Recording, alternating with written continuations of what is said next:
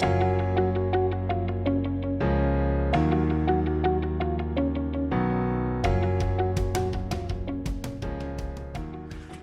everyone, welcome to the very first edition of the Vet Method podcast, where we bring team training concepts to independent veterinary practice owners who want to grow revenues through a high performance team.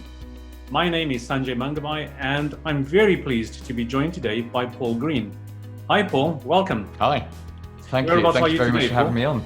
I am in a little village just outside Milton Keynes, and I'm delighted to be your first guest. So thank you very much for inviting me on. Thank you. So the title of the podcast is Vet Marketing with Paul Green, and we're going to show people how to do that in just 7 minutes. So question number one, Paul, who is your ideal client? My ideal client or a vet's ideal client? A vet's ideal client. Vet's ideal client. So the easy answer is to say anyone that's got an animal, but what of course you really want is someone who has an animal, is prepared to pay good money for good veterinary care, is someone who respects the vet and respects all of the staff and respects the practice, and that's going to be a certain demographic of people. And I think one of the mistakes that vets make is just opening the doors and saying anyone with an animal come in, and I'm excluding, obviously whatever legal duties you have to look after sick animals. The very best clients you want are those who join your health plan, they get their pet insured, and they do what you tell them to do. And for me, that's an attitudinal thing, and you've got to target those kind of clients. Absolutely, and that leads us nicely onto question number two. What's the biggest problem vet clients face, and how would you help them solve it? I think the biggest problem that the clients have is that they don't know what they don't know. So I've worked on and off with vets for 10 years, but I'm not a vet. I'm a marketing guy. But I know perhaps, if that's the normal member of the public, the normal pet owner, and that's the vets and the nurses and the practice managers, I'm just here. And quite often I find myself confused and thinking, what the hell's going on when vets start talking to me about veterinary, about clinical issues? And the problem is that because your entire world is veterinary, you read the magazines, the blogs, you go to conferences when you can, everything is vet. For the average pet owner, having a contact with a vet it's a once or twice a year thing for something routine, and then it's an unfortunate thing when an animal's injured or ill. It's not every day. They don't understand the concepts. They don't know that they should be worming their dog or cat every single whatever. They simply don't have that knowledge, and they don't know that they have that knowledge. So I think the biggest pain point for the client is actually entering your world is actually really scary. Vets practices smell weird. Now, to you, it's you know that smell. You know why it have that smell. You probably don't even notice it anymore. You're comfortable there. This is your place. To everyone else, vets are weird places. And so I think as a practice owner, you've got to do everything in your ability to make your clients feel warm and feel comfortable, and as well as their pets, of course. Most practices are more focused on the animals than they are on the humans, but you've got to remember that the humans are the ones that pay the bills. So I think the more comfortable and warm you can make your practice and the environment and just the way that you talk to them, the better. Fantastic. I think you've already answered question number three, which was what typical symptoms would people experience with that problem? But I think you've kind of covered that. That was very good. Thank you, Paul. So with 3 minutes and 50 seconds left, question number four. What are the common mistakes people make when trying to solve the problem that you just described?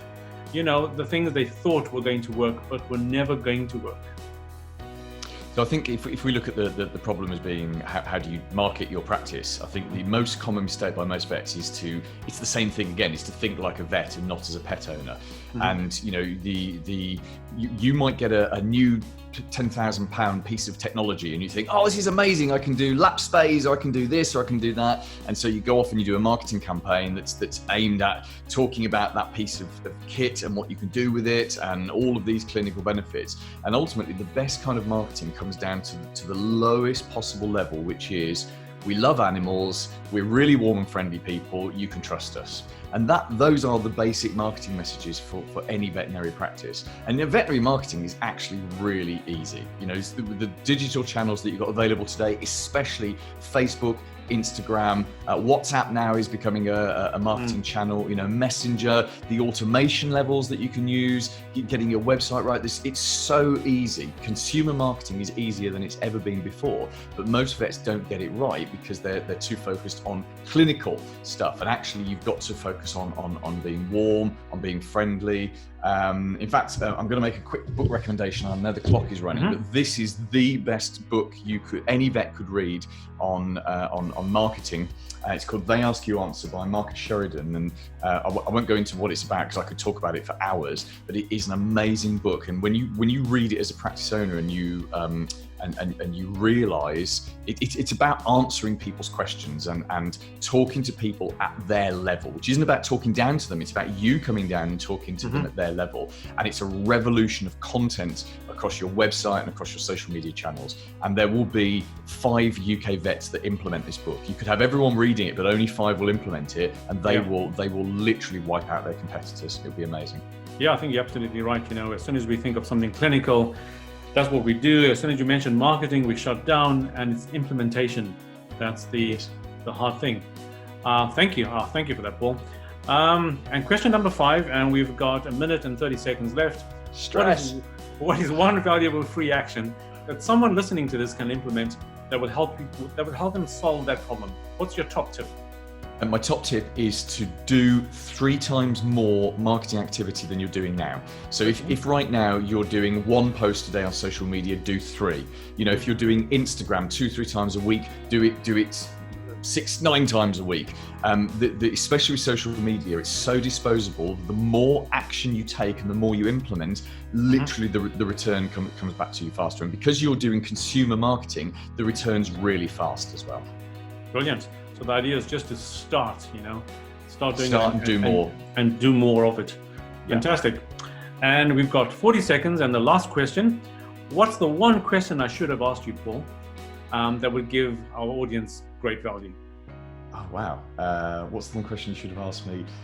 Is what do you do if you haven't got time to do marketing? And the answer is you use the acronym DOA. Now, in your world, Sanjay, DOA is when, unfortunately, something's brought in and it didn't make it, and it's dead on arrival. But actually, I want to rename DOA to delegate, outsource, automate. That is the mantra for how to get more marketing done. So if you personally don't enjoy it, I know I'm out of time, delegate it to a member of your team or outsource it. There's some great veterinary marketing agencies out there, people like Susie Samuels and various other people. And if you can, automate it. We talked about Instagram and all of those kind of things. There are tools like Hootsuite, Publer, and all sorts of other tools that you can automate those actions for you.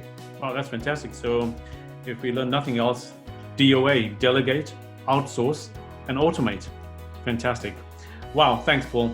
Those were some really fascinating insights. And I just want to thank you for joining me today on my first ever podcast. Thanks, Paul. It's a pleasure. Thanks for having me.